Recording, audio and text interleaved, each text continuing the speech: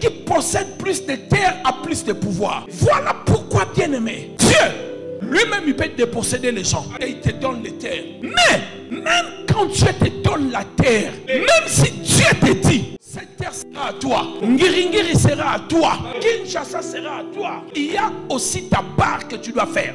Si tu ne fais pas ta part, tu peux posséder cela par la promesse, mais pas spirituellement. Combien de personnes ont des affaires ici? Que l'Éternel, le Dieu Tout-Puissant, te donne assez de force pour que tu sois le maître spirituel de ton business. Et réponds par un gros amen. J'étais en train de dire ceci. Quand Dieu te donne une terre, tu régneras au Congo. Promesse en elle-même ne suffit pas. Il y a des services et des mécanismes spirituels que tu dois faire. C'est pour cela quand tu entres dans mon bureau, tu trouveras la terre d'Ngiringiri avec l'huile d'onction. Le prophète Jogras a dit que son ministère a changé le jour où il a compris la terre de Binza là où il était. Il ne prospérait pas, galère sur galère. Mais quand il a compris l'histoire de la terre où son église y était, il a fait le service spirituel. Aujourd'hui, le monde entier parle de ses frères. Quelqu'un me dit amen bien. Donc, il y a une puissance sous la terre. Tout ce que nous avons, ce sont des produits de la terre. Même les vêtements, le coton vient de la terre. De l'eau vient sous la terre. La nourriture de la terre. Donc, quand ta terre elle est maudite, toute ta vie est détruite. Dis au nom de Jésus. Aujourd'hui, la terre, tu me donneras le meilleur de ma vie.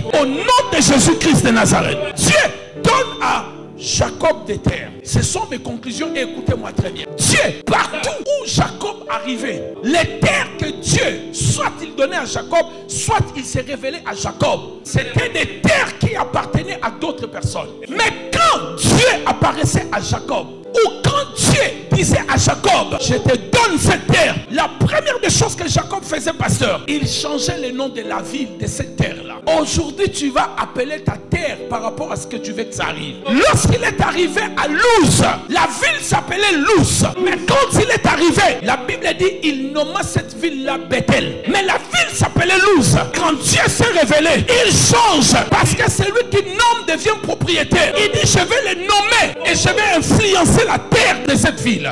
Il appelle cela Bethel, la maison de l'Éternel. Dans Genèse chapitre 32 verset 2, il change encore une terre lorsqu'il reçoit la révélation. Les anges apparaissent, il appelle cela Mahanaïm. Il a changé la terre et il savait ce qu'il faisait. La troisième fois, quand le Seigneur se révèle à lui encore, il appelle cet endroit-là Péniel. Quelqu'un me dit amen bien. Péniel, il change et il prend la possession du territoire. La quatrième des choses, quand Dieu se révèle à lui, Péniel, c'est Genèse 32 30. Genèse 33 17 jusqu'au verset 20.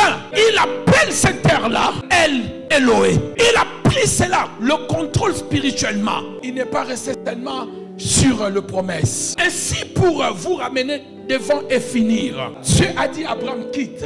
Il le fait quitter une terre d'idolâtrie pour le faire entrer dans une autre terre d'idolâtrie. Mais remarquez, quand Abraham est arrivé dans cette ville-là, dans ce pays de Canaan, Abraham a croisé ses hôtels dans les endroits stratégiques. Abraham a bâti 4 hôtels dans tout Canaan, mais de manière stratégique. Dieu lui-même l'a conduit là-bas. Josué 24 verset 2. J'ai pris votre père Abraham où? En Mésopotamie. Et qu'est-ce qu'il a fait avec Abraham? Et j'ai fait quoi? Je lui fais parcourir tout le pays de Canaan. Merci. Dieu le fait parcourir parce que tu ne peux pas posséder si tu ne foules pas. Je pouvais se dire, je répands l'huile sur cette avenue. Non, pas. Avec Dieu, c'est pas comme ça. Il faut parcourir, il faut marcher.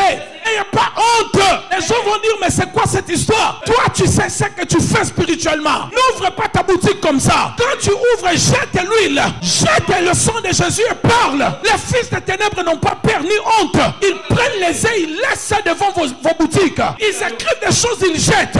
Et pourquoi toi tu as peur de jeter? Pourquoi toi tu as peur de parler? Oh, les gens vont dire peut-être je suis dans les fétiches. C'est l'autel contre autel. Dieu a pris Abraham. Il le fit parcourir tout le pays de Canaan. Il dit à Abraham, les choses qui ont été faites dans cette terre sont tellement abominables et j'étais obligé de les chasser. Alors si toi tu veux prendre cette terre, je vais te montrer des mystères pour posséder la terre. Tu dois parcourir tout le pays de Canaan. Et Dieu le fait parcourir et Dieu lui montre 4 endroits stratégiques pour bâtir des hôtels. Parce que les hôtels, on ne les bâtit pas n'importe où.